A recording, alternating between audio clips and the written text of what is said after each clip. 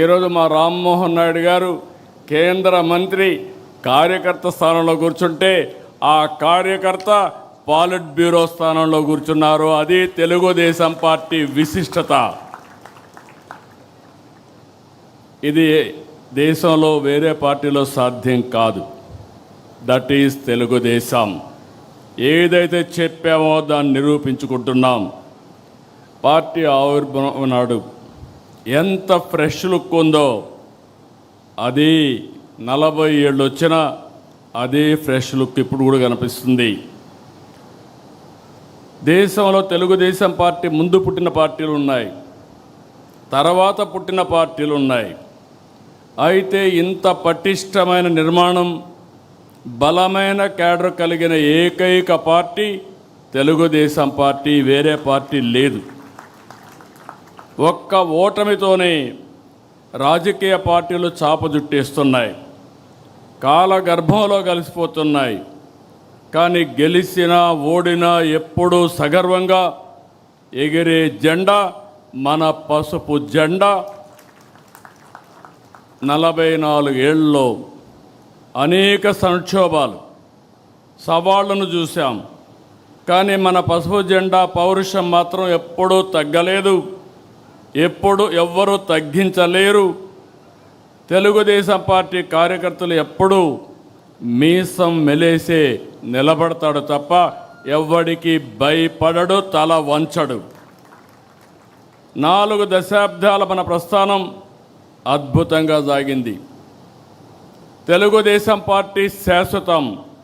తెలుగు జాతి ఉన్నంత వరకు తెలుగు వారి గుండెల్లో ఉండేది ఏకైక తెలుగుదేశం పార్టీ. దాన్ని ఎవరు ఏమీ చేయలేరు. ఇది సాగాలంటే మనం మరింత బలోపేతం కావాలి. 2024 ఎన్నికల్లో టికెట్లు కావచ్చు, ఈరోజు పార్టీ కమిటీలు కావచ్చు.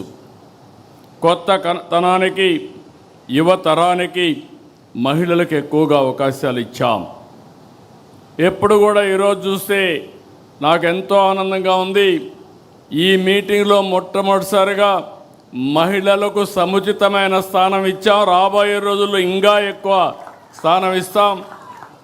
అందుకే కేంద్రంలో ప్రవేశపెట్టిన బిల్లును మీరు చూస్తే మహిళా రిజర్వేషన్స్ పూర్తిగా మద్దతు ఇచ్చిన ఏకైక పార్టీ మొదటి నుంచి తెలుగుదేశం పార్టీ.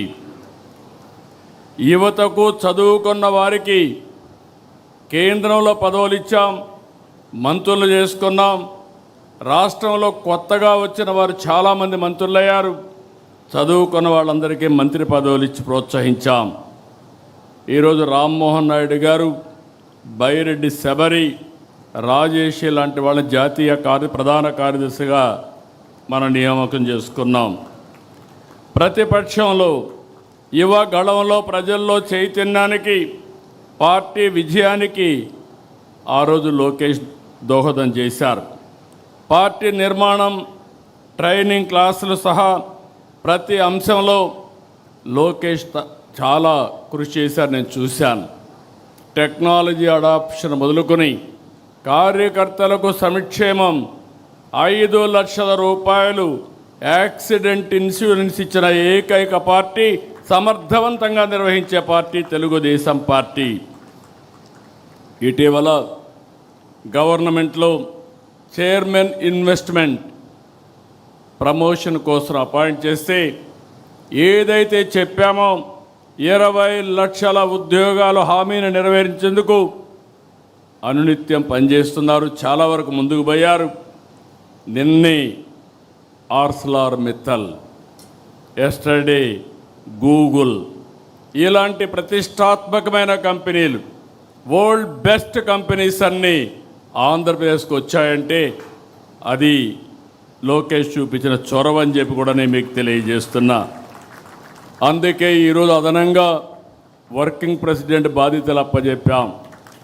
కానీ బాధ్యతలు అప్పచెప్పినప్పుడు నేను ఒకటే చెప్తున్నా మీ అందరికీ, నేను బ్లైండ్గా ఎవరికి బాధ్యతలు అప్పచెప్పను. నా కమిట్మెంట్ ఈ రాష్ట్రం. 48 సంవత్సరాలుగా రాజకీయాల్లో ఉన్నాం. అలాంటి నా కమిట్మెంటు ఈ రాష్ట్రం యొక్క ప్రయోజనాలను శాశ్వతంగా ఎవరు కాపాడతారో వారికి నేను ప్రోత్సహిస్తా, అండగా ఉంటా. అదే రాబోయే రోజుల్లో ఈ రాష్ట్రంలో మనం ఇచ్చే ఒక లెగసీ అని చెప్పి కూడా నేను మీకు తెలియజేస్తున్నా.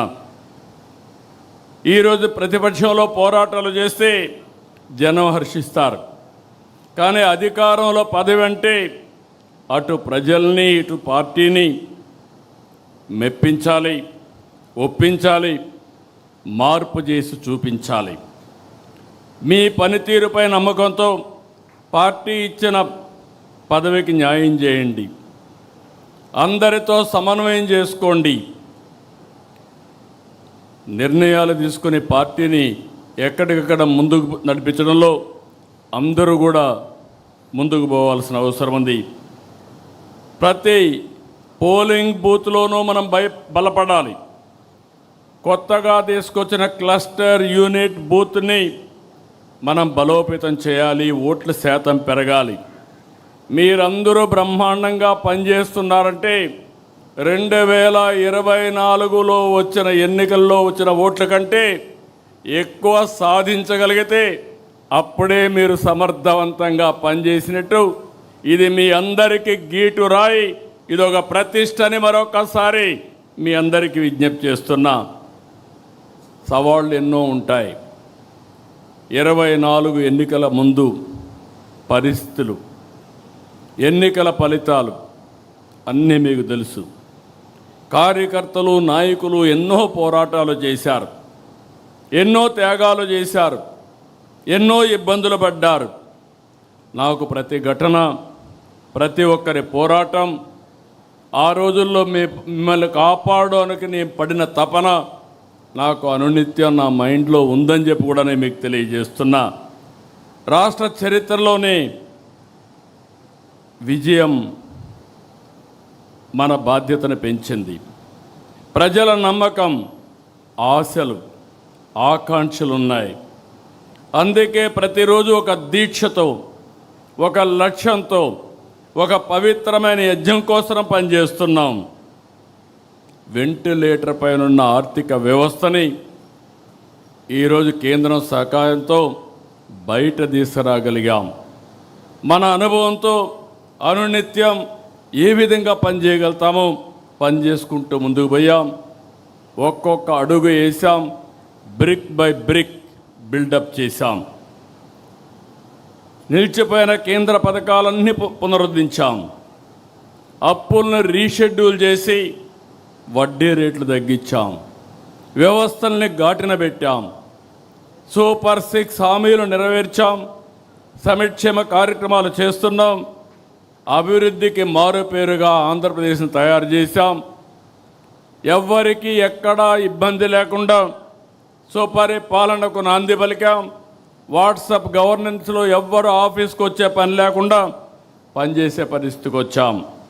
తల్లికి వందనం, అన్నదాత సుఖీభవ, స్త్రీ శక్తి, దీపం 2, దివ్యాంగ శక్తి, మత్స్యకారుల సేవలో, ఆటో డ్రైవర్ల సేవలో, నేతన్నలకు ఉచిత విద్యుత్ వంటి పథకాలు చేశాం. డిఎస్సి, మెగా డిఎస్సి నిర్వహించాం. కొత్త రహదారులు వేస్తున్నాం. ఇరిగేషన్ ప్రాజెక్టులు పరుగున పెట్టిస్తున్నాం, నీరందిస్తున్నాం. కేంద్ర సహకారంతో అమరావతి, పోలవరం పూర్తి చేస్తాం. రాబోయే 2027 గోదావరి పుష్కరాల కంటే ముందు పోలవరాన్ని పూర్తి చేసి జాతికి అంకితం చేస్తాం. అమరావతి కూడా రాబోయే 3 సంవత్సరాల్లో చేపట్టిన పనులన్నీ పూర్తి చేసి ముందుకు తీసుకుపోయే బాధ్యత తీసుకుంటాం.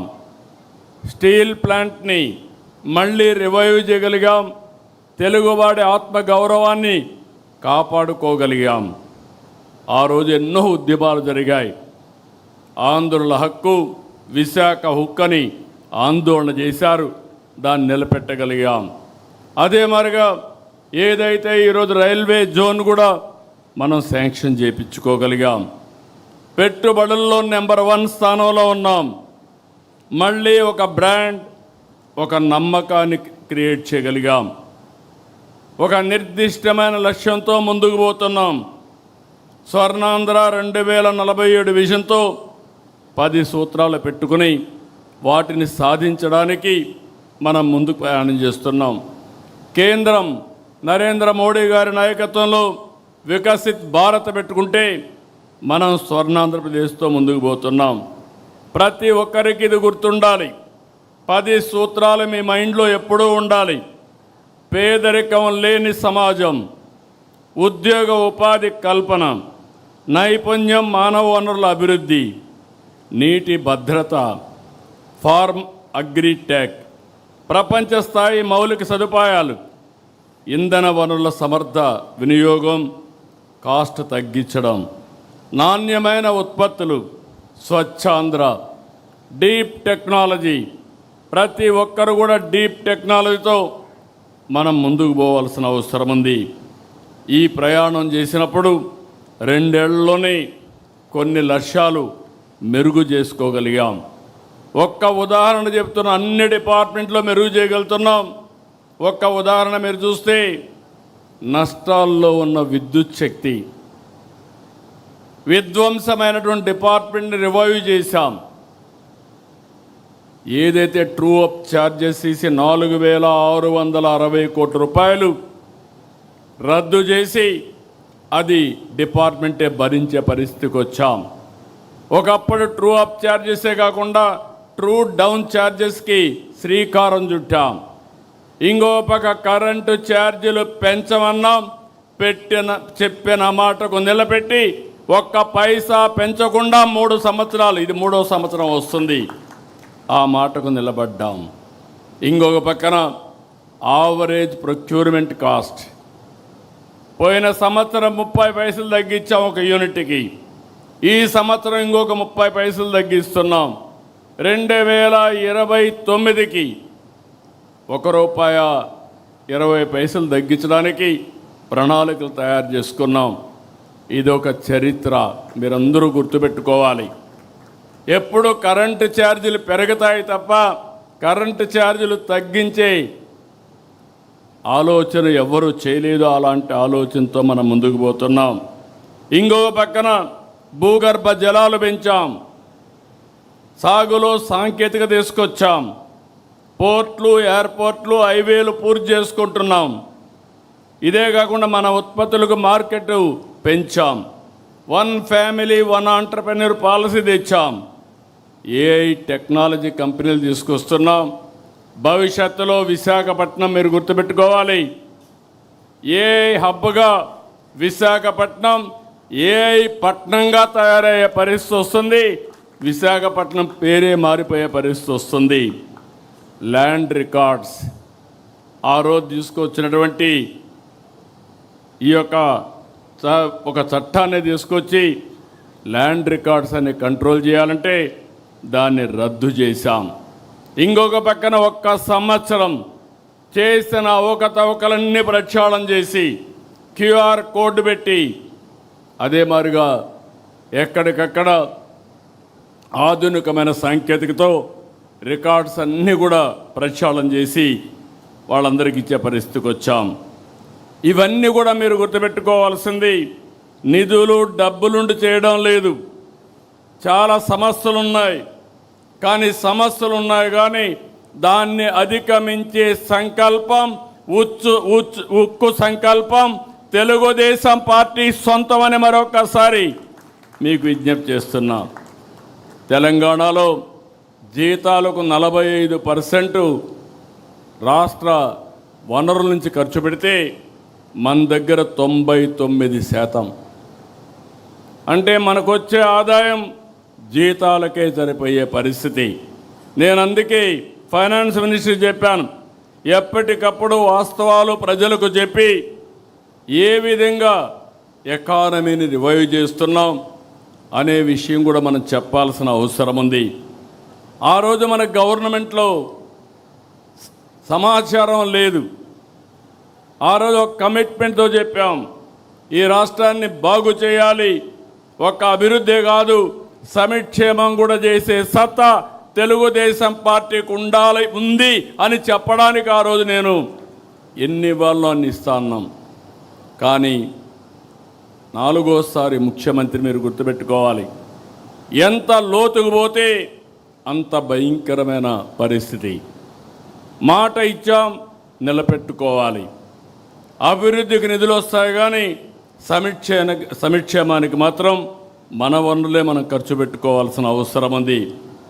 కానీ ఈరోజు మీరు చూస్తే ఒక పద్ధతి ప్రకారం మొదలు తారీఖు అంటే దగ్గర 63 లక్షల మందికి పేదల సేవలో ఉదయం ఇంటికెళ్ళి వాళ్ళకు నమస్కారం పెట్టి వాళ్ళకు పెన్షన్లు ఇచ్చే ఏకైక పార్టీ అతిపెద్ద డీబీటీ కార్యక్రమం మనం చేపట్టాం. ఈ విషయాల్లో మీ అందరిలో క్లారిటీ ఉండాల్సిన అవసరం ఉంది. భారతదేశంలో ఉండే బెస్ట్ పాలసీస్ అన్నీ కూడా అడాప్ట్ చేశాం. మనం వినూత్నమైన పాలసీలు తీసుకొచ్చాం. ప్రపంచంలో ఉండే బెస్ట్ పాలసీస్ని అక్కడుండే